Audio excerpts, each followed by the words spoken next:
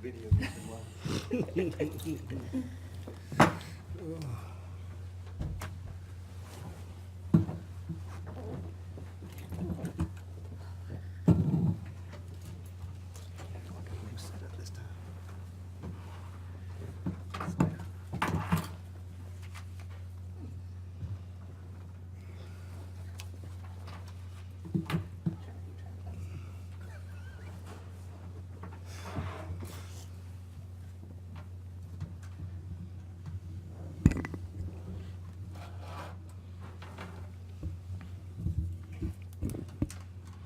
Good morning.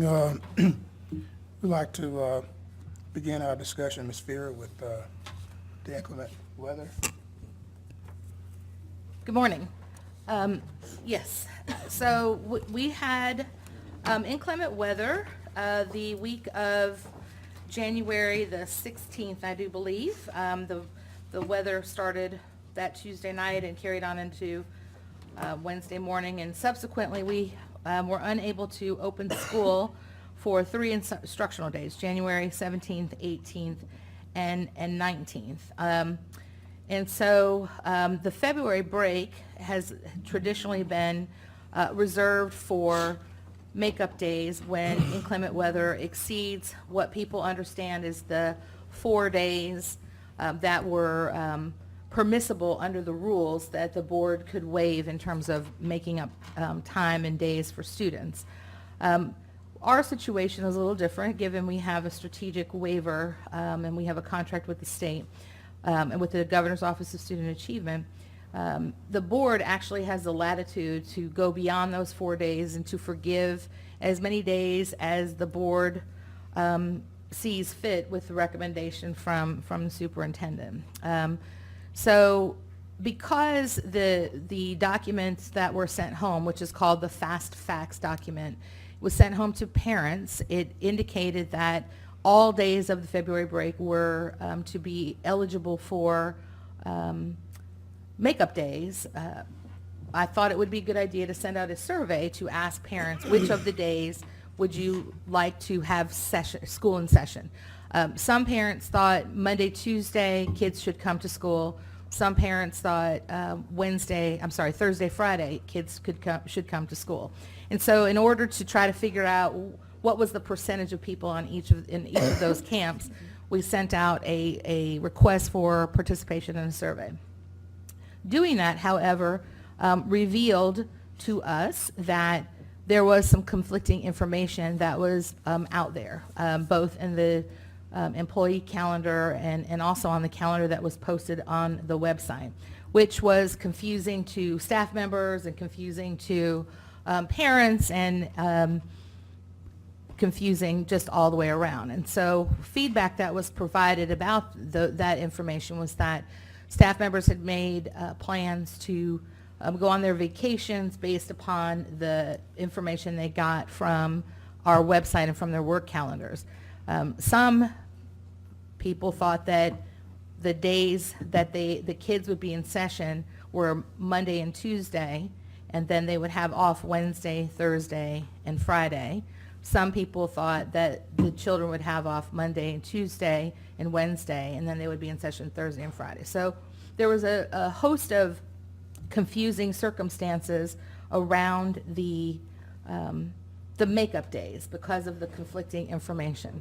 So I met with our school leaders in an effort to try to figure out what do we do in this case when we know that we want our children to have as much time with our teachers as possible, because I believe fully that there is no substitution for face-to-face interaction between our teachers and our students. However, this particular situation presented some circumstances that would perhaps cause teachers to not be able to be at school or children not to be at school, or both. So I assembled principals last week and asked for their viewpoints, particularly given the scenarios I just described. One scenario would be that we waive all of the days, and with the exception of the days that were the one day that we're making up, that when we extended our early release days. So we already have 2 early release days that are now converted to full days. So would be to waive the 3 days that we missed in January. That's one option. The second option would be to have the students report to school for physical makeup days on Thursday and Friday, which I think is the 22nd and 23rd. The third option would be to have students report to school on Monday, the 19th, and Tuesday, the 20th. And then the fourth option sort of looks outside of the break and asks the question about whether or not we're equipped to support students in an independent learning model. And so the principals and the staff members that were here, there were also directors and other assistant principals and in some cases instructional coaches.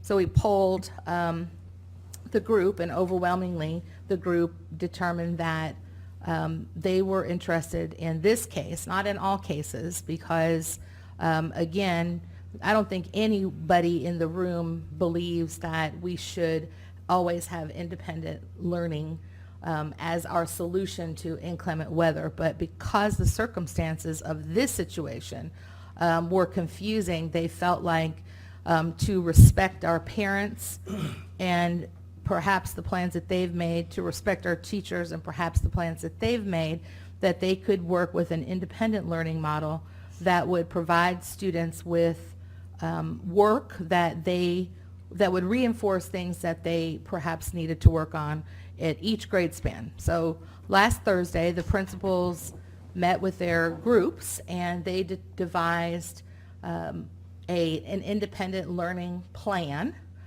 for each grade span. So for example, our high school team met and decided what are the parameters if we were to implement an independent learning plan in high school. We certainly don't want one high school to assign 20 hours worth of independent learning work and another high school to assign an hour. And so they were tasked with coming up with their grade-specific plan that kept them consistent within a framework, but then respected the teachers' knowledge of the students as they devised the assignments that students would do while they're away from school. The middle schools did their plan and the elementary schools did their plan. And from those plans, they all agreed to be consistent in their expectations. We also talked about in our session, what about students who don't have access to technology? So all plans are not dependent upon any use of technology. They are dependent upon that students would be given a piece of paper or papers that articulate the assignments. The use of technology would be to encourage our teachers to use our student learning management system by having them actually post the assignments on the Canvas website. But you wouldn't have to access the Canvas website to access the assignments. And then on top of that, the school leaders thought it best to assign the work before the break and then give several days after the break to clarify questions or correct any misconceptions that arrive as a result of students working on independent work. And so that is the consensus of the school level leadership, and what we thought about and what we considered when trying to make this. So this is a really tough situation, especially given the confusion around the calendar.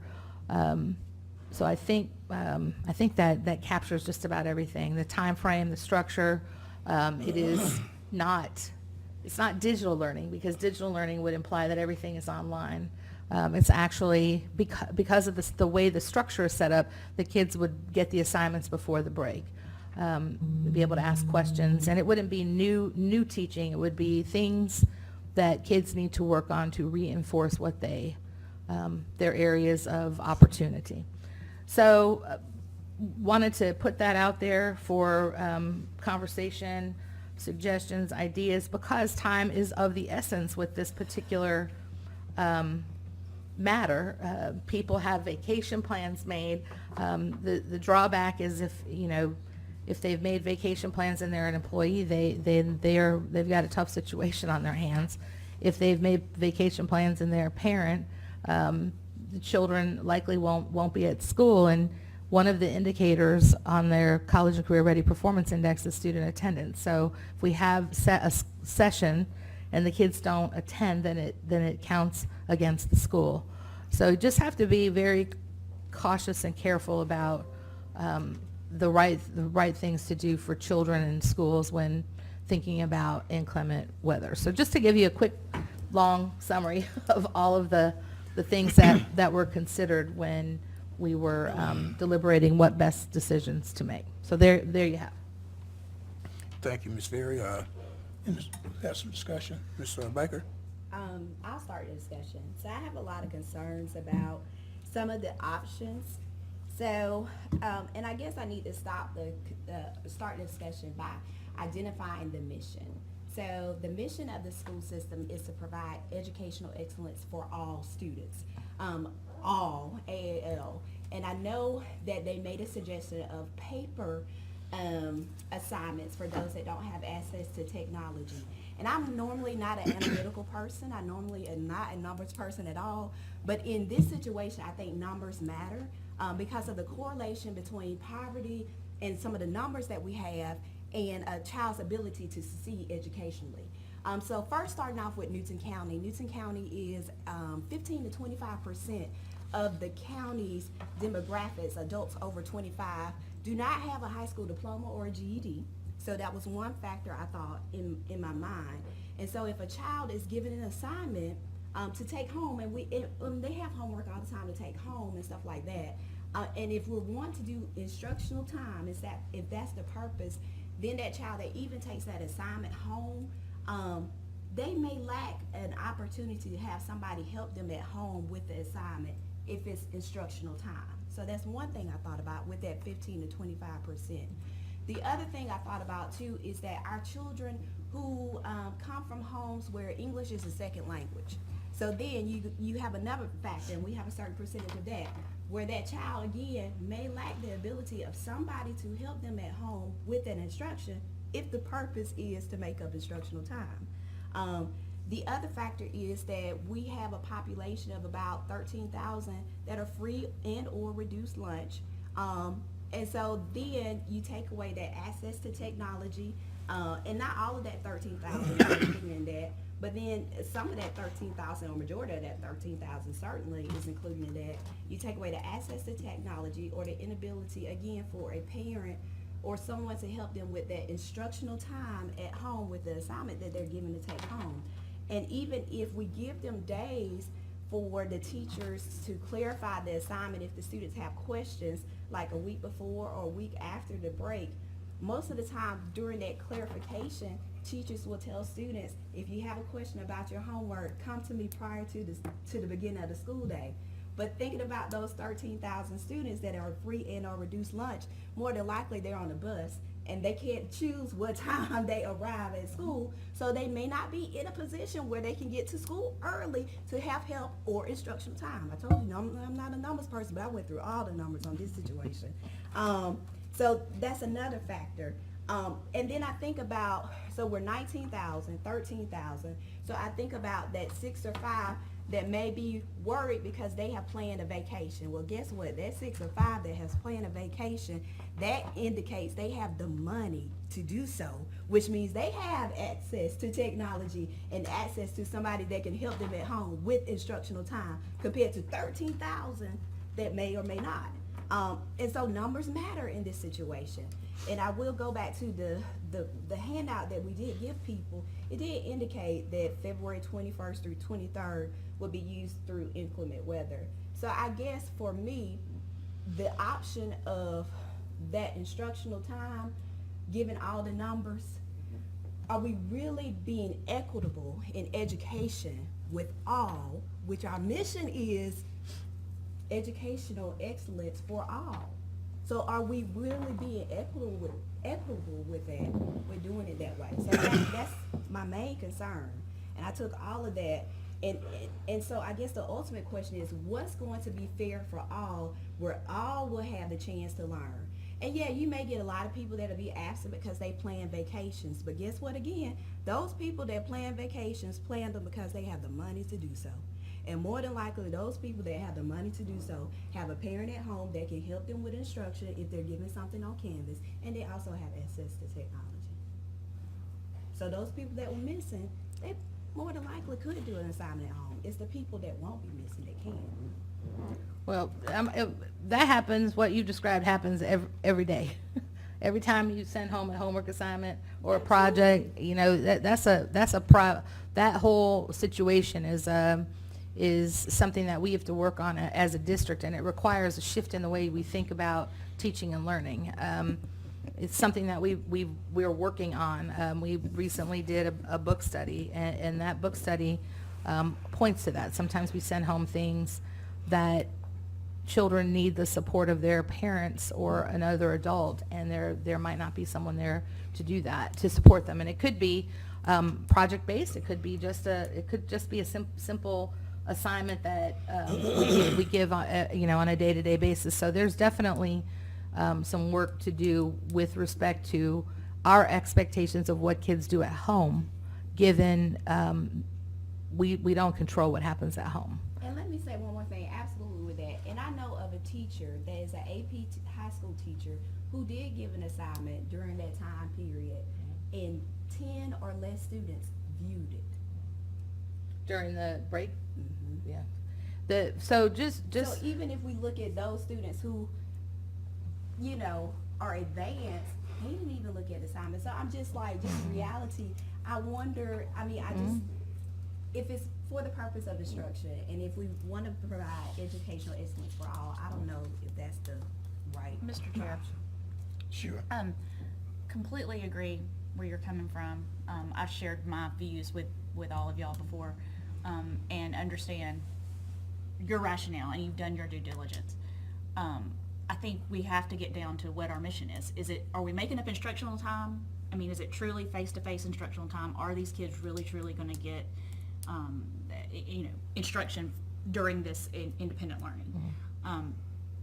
I totally disagree with. I think you've got to have face-to-face. That's Mm-hmm. what So if that is our meaning, that we are preparing them to move forward for our testing and things like that, then I think the best benefit would be face-to-face. And are the teachers going to be able to teach? Unfortunately, I hate to say this, but teach what is necessary to have these kids prepared, because they're on a timeline of what information needs to be taught to these students before their standardized testing. So are they going to be able to teach that with independent learning? My gut feeling is no. But however, I did do a very scientific, unscientific poll, I guess is what you would call it. This morning at 6:40, I messaged several teachers from different schools, different grade levels, and just gave them the choice. Do you think it's more important to face-to-face instruction, or do you think we can accomplish it with independent learning?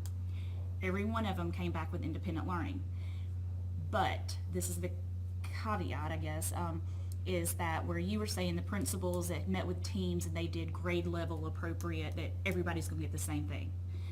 That's not where we were coming, where my group was coming from. Mm-hmm. They wanted individual review, so that if a child is, say, needs help in multiplication, their assignment is going to be multiplication. It's not going to be a grade level across the thing. So in my mind, if we're going to do independent learning, it needs to be a time for review, that where the students already know how to do it, Right. but they need extra help. So somewhat like a homework assignment, but it needs to be geared toward those individual students, not just an assignment for the grade level as a whole.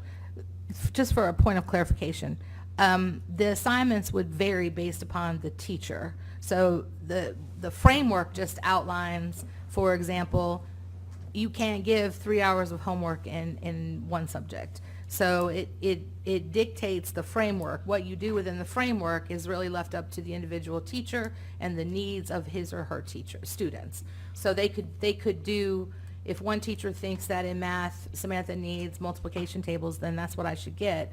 But if John needs division, then he should get division. But I shouldn't do 3,000 multiplication problems because I have one teacher and John does only 5 division problems because he has a different teacher. So that was the frame. Well, and that does clarify that, but that was, in talking to these teachers this morning, that is what they wanted, the time for review for kids. So I think for independent learning to work, it's gonna have to be a review for the individual children. I don't think moving forward and teaching for the test. So, you know, it gets back down to what our mission is. Are we teaching because we need something new and we've got to get all this covered? Or is it time for review? I mean, in my opinion then, I mean, if that's what it is and it's not going to be face-to-face, we're not going to be learning, then just do we have to make them up at all? I mean, you know, to me, I don't want it to be a waste of time for everybody. Right. For the teachers, I don't want to put more work on them. I don't want it just to be busy work, just to say we're done it. making up. You know, we did our 100 days or we made up our 2 days. I'd rather just not make it up at all and move on. So that's And where. then you don't want it to be where some do it and some don't. And some don't. Right. I mean, yes, I mean, we've had that's summer completely packets that went unfair. home, and that's what some people got extra credit for doing summer packets in the past. And I just think it's a waste of time. It's busy work. So that's where I'm coming from. I'd like to weigh in if I could. I want just the public to realize the gravity of the decision when it comes to canceling schools for inclement weather, because it's more than just safety, number one, but instruction is definitely number 2. So we want all our kids to be safe, absolutely, but it is also an issue of educating these kids. So the decision just to even cancel school is a huge decision, and I know something that you hate even having to struggle with every time. And then also, now that we're coming up to making these days up, I appreciate the work you've done, and especially looking to the school leaders and administrators to get their input. And for me, as it pertains to instructional decisions, I appreciate the decision being made as close to the student as possible, and to me, that is at the school level with the administrators. I would have no problem backing what that team has put together as the independent learning work, based on that criteria alone, that they are the best, I think, to make that decision. I believe absolutely everything that you have put forth, and Ms. Coggin as well. But I would hope that our administrators took all that into account, did not ignore the fact that we have 75% plus free or reduced lunch, that many over 15, maybe 25% of our adult population in Newton County doesn't have a GED. I hope they took all that into account when coming up with that solution. And based on the fact that I'm assuming they did and led well, I believe they've probably made the decision that best suits our students. I have a comment on it. Excuse me. I have considered and thought about all the things that have been mentioned here a few minutes ago and prior to. I've had several conversations with parents and few teachers alike. And I won't sit here and preach, but I'll state my reason and what position I would take. The independent learning approach, I think it's a great one, but I believe it can be best utilized the next time when we have a financial crisis, that we got the framework to deal with that, not at this point when we got more options. And I'm obligated because I voted for, I believe I did, to reserve February 22, 23 as storm optional days. And I have not seen anything presented that would change my mind, because we voted on that. We voted on the information that was given at the time, and I want to stick to that process. So out of all the options presented, I will remain firm on the information that was published, that we say, what we take February 22 and 23, Thursday, or 21 and, I think it's Thursday, 22 and 23, Thursday, Friday. okay, whatever we voted on, I don't think have it that's yet. what it was. And that's where we should be. I'm through. I think everybody has some valid points.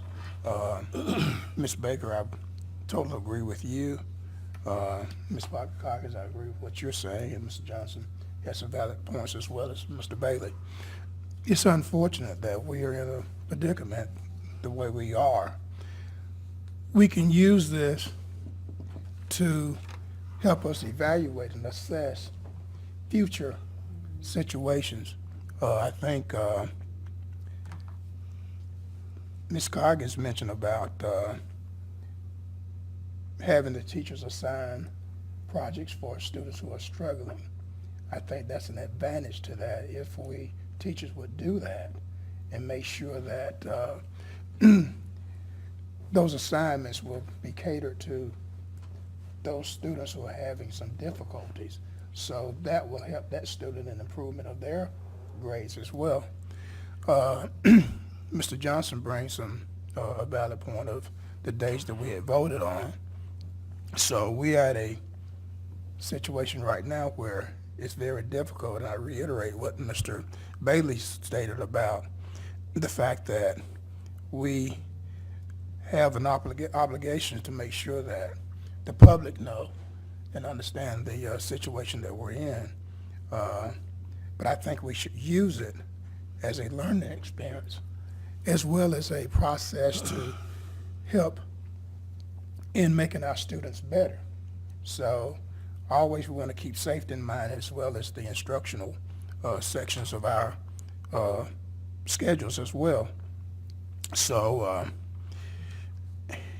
I would like to maybe we discuss this and think about it maybe, because it's a very important situation we got to make. And I don't think we should haphazardly decide, but I think we have the proclivity of procrastinating sometime, but I think we need to go ahead and make a decision. And if we need to maybe come back this afternoon, after we had some discussions and some other people and take a vote, then I'll be willing to accept that. Mr. Chair, Yes. I don't see any other discussion that's going to change my mind. They're basic, they're fundamental, and the information that I received from my district, the parents, and the teachers alike want me to stick to what I voted on, and I believe that's the right answer. I don't need any more discussion. We all got our points and preferences. So I don't want to engage any more procrastination or pondering. I'm comfortable with the information that I have and I received, and I'm prepared to move on and make a choice. And I want to say something.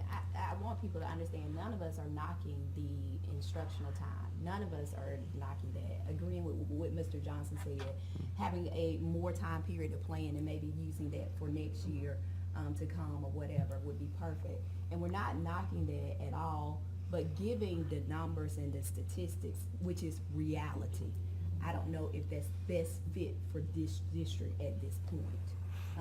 And like I had told you guys, if we were in, the city of Decatur where it's Agnes Scott and Emory University, workers, and you got a median salary range of 75,000, I'd be like, instructional time, yes. But the reality is that's not what our district looks like. I agree, and I want to, I also don't see the need to delay the decision unless you think that's the best thing we should do. I can listen to wisdom. But I think I would have quickly agreed with Mr. Johnson on the 22nd, 23rd, that's what we voted on and that's what we decided on. At least that's the impression I was under at the time I was voting on, that's what we would do. It was for inclement weather. And I would have no problem standing behind that if we had not made a bit of a snafu in our communications and our calendar. The fast facts sheet that went out did have discrepancy in the date. So I think the only reason that there was even a group, the administrators were pulled together, was because that discrepancy existed. And then we had this difficulty of, are we going to have enough teachers going to be present to do this? Because, all right, so I would fully support the 22nd, 23rd if there not had been this snafu in the communication. that's the only reason I would defer to what the team assembled, the leadership team came together and solution they came up with. And I agree with what you're saying. I think we're at a stage of deciding what to do is, It's a tough one. it's a tough one. But I think yeah, I understand that. But in the process, but I think we also should really look at the ones who have No, we did all that. We had the responsibility of coming up with what they think is best for the students, because they're in the classroom and they're the ones who are actually teaching. And I agree with what Mr. Johnson stated earlier about that we had voted on those particular days to take for inclement weather. However, reiterating what Mr. Bailey said, that we were unfortunate that we had this situation that occurred that kind of changed our pathway a little bit. So, so what I'm hearing everybody say is that you'd like to take a vote on this morning. So if that's the case, I'll entertain a motion to accept the recommendation. I have to make a recommendation first, sir.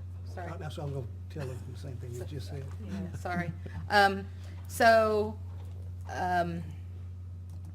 I mean, because of the whole situation, when I talked with the principals, one of the things I said to them as they were leaving is, ultimately, this boils down to a board decision. So do not go back to your schools and tell everybody that we're doing independent learning, because if the board does not agree with that decision, then it doesn't matter how much we recommend it, then we won't be doing that. And so I did tell the principals and leaders as they left the room that I would have a second recommendation in my pocket in the event that the first recommendation that we struggle with it, because it is a new thing. Independent learning is a new thing, and the reason that it's so important that we get it right is because there was a situation that misinformation was out there, and it was our fault that there was misinformation. And so in an effort to be respectful of all people, all families, all teachers, all school leaders, and most importantly, trying to provide a quality experience to our students, knowing that many of them don't have access to technology, but there's a way to try to work around that. That's why the decisions were made. So I'm prepared, if you wish, Mr. Chair, to make a recommendation, and my recommendation will be to support what the principals have requested. And if that's not what we want to do, I understand this is a tough one for all of us. It was tough for them. It was tough for me. I want to do what's in the best interest of our children and our families, and I just think that we had a snag on this one, and we'll do better in the future to make sure that everything is lined up with all the documents across the district have the correct information, because ultimately what was correct is the fast facts. That is correct, that any of the days during the February break can be used for makeup days. What is on the calendars is inaccurate, which is why we decided to have do the survey to begin with. Otherwise, if we had just gone with what was posted, we would be recommending that we would have school on Thursday and Friday of that week. So if you wish for me to make a recommendation, I shall do it, and then from there we can do whatever has to happen, because I believe that we want to expedite the process so that parents and families and people know exactly what needs to happen. So if that's what you wish for me to do, I shall do it, because without it, there's nothing to vote on. So Okay. So you'd like to make that recommendation? yes, Matter of direction, yes. I hear what you're saying, and it hit me when you said you told the principals and others not to advocate what you're recommending. It's the board decision. Would it give you, probably not the right statement, the proper cover to discount or not to consider your primary recommendation, and the board proceed to vote on items 1 or 2? Did I confuse it? Is that, So would you wouldn't be essentially removing 1 and 2 if we all voted nay? Is that your, Right. so we would just be down to 2 choices? I think she's going to make a recommendation we Okay. vote Yeah, on I'm sorry. Then we regardless. vote on whether or not to accept Yeah. the And then if we recommendation. don't. I got you. All right. And Then we I guess what I want the community to hear, because it's important, you know, because I am the superintendent, so technically I'm the educational expert in the room. And what you don't want the community to hear is that I'm making a recommendation to the board as the educational expert, and then our board is saying, nah, we're not going with that.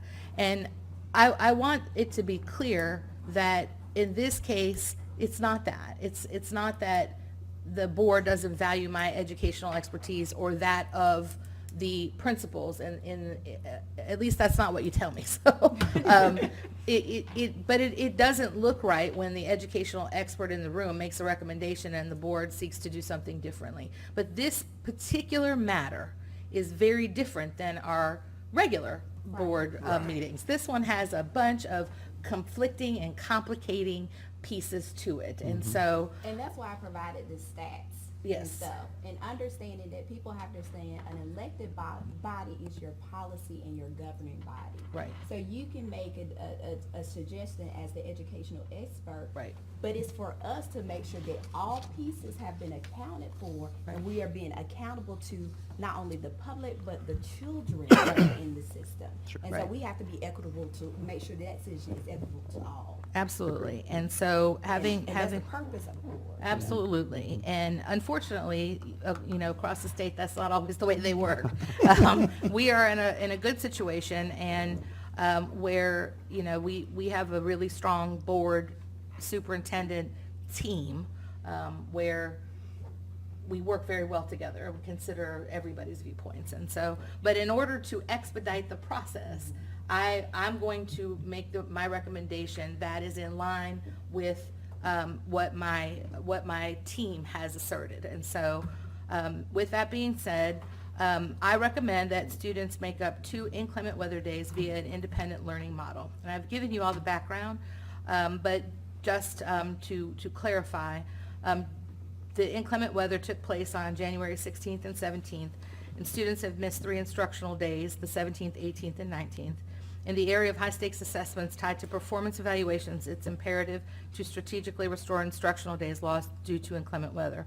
After reviewing potential make-up day options and listening to feedback from our families and employees, it was determined that the best option to make up 2 instructional days would be to employ an independent learning model. While there is no substitution for face-to-face interaction between students and teachers, the circumstances surrounding the calendar adjustment require a non-traditional solution. The Newton County School System Independent Learning Model will ensure all students are provided with high-quality, meaningful, graded learning opportunities prior to the start of midwinter break. The assignments will be delivered in 2 ways, written, and then they will be posted to the Newton County School System Student Learning Management System, Canvas. School leaders representing elementary, middle, and high schools have collaborated to ensure requirements are consistent across the district. While the framework is common, assignments may differ depending on the needs of students served at each of our individual schools. Due dates and grading are consistent across grade spans, but may vary between elementary, middle, and high schools. A survey will be administered after the independent learning opportunity to solicit feedback to determine the effectiveness of the model and potential improvement opportunities. Okay, having heard the recommendation by Ms. Fear, I need a motion to approve. So moved. Second. Motion by Mr. Bailey, second by Ms. Coggan. Any discussion? I have one discussion. So although the fast fact said one thing and other information said another thing, I will point out that when I talk about how much packaging we give to every single body who comes to the school system on that first day of school, one of those items is that long calendar that clearly states at the bottom of it, everybody receives that. Remember I said all that paperwork we get, I brought that up every year, that we give out too much paperwork on the first day of school. So I want to point out that everyone, although some information said one thing, every single body received that long blue calendar that has at the bottom of it, inclement weather days will be the 21st through the 23rd. I want to make sure that I'm clear on this. And I agree with the fact that we have some families that don't have computers and don't have access to the internet. But I want to make sure that all the information that would be given would not be depending upon them having computer or access to internet. That is correct. And the second thing, I want to make sure that the assignments that will be given to them will be different based on the students and their needs. Based upon the teacher's assessment of the The students and what students and they their need, needs, yes. okay. So, any further discussion? Okay, all in favor, aye? Aye. All opposed, same? Aye. Motion carries 3-2. Any other matters of interest? Just, I gotta make a request that you approve, Person- I request that you approve my, recommendations made in executive session. Okay, can I get a motion to approve the recommendation in executive session? Motion by Ms. Coggins, second by Ms. Baker. Any questions or concerns? Having none, all in favor, aye? Aye. All opposed, same, motion carries. Any other matters of interest, Ms. Coggins? Mr. Johnson? No. Mr. Bailey? No more snow. Please, no more snow. Ms. Baker? I do. I have one just simple thing. So I got a chance to, I got selected to Leadership Georgia. Congratulations. So, thank you.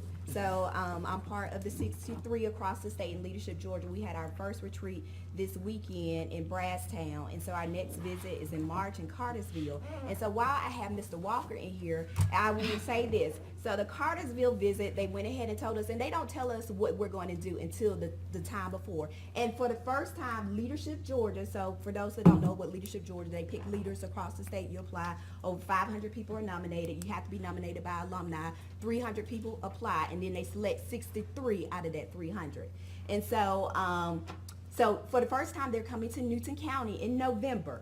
But let me say this. So Saturday, they was telling what our Cartersville visit would be like, and they said we're going to visit the College and Career Academy in Cartersville. And I got to thinking, and wheels got to turning in my head, and I said I need to talk to Mr. Walker, because Mr. Walker better make sure he talk to the chamber or somebody in the alumni class to make sure that group of 63 plus their spouses get a chance to visit NCCA when we come in November, Absolutely. which is the first STEM certified. That's right. career academy. So you make sure you have that dialogue with Brad Stafford or whoever you need to talk to. Okay. Ms. Fury, you have anything else? Just that we are embarking on our strategic planning process, and so, as it stands, we'll send out some notification here in a day or so about inviting the community to participate on February the 12th, Monday, February the 12th at 6 p.m., I believe at NCCA, is where the meeting will be held, so that we can have, open conversation about strategic planning. Okay. Having no further matters of interest, I need a motion to adjourn, please. So moved. Motion by Mr. Johnson. Can I get a second? Second. Second, Mr. Bailey. All in favor, aye? Aye. All opposed, same. We stand adjourned.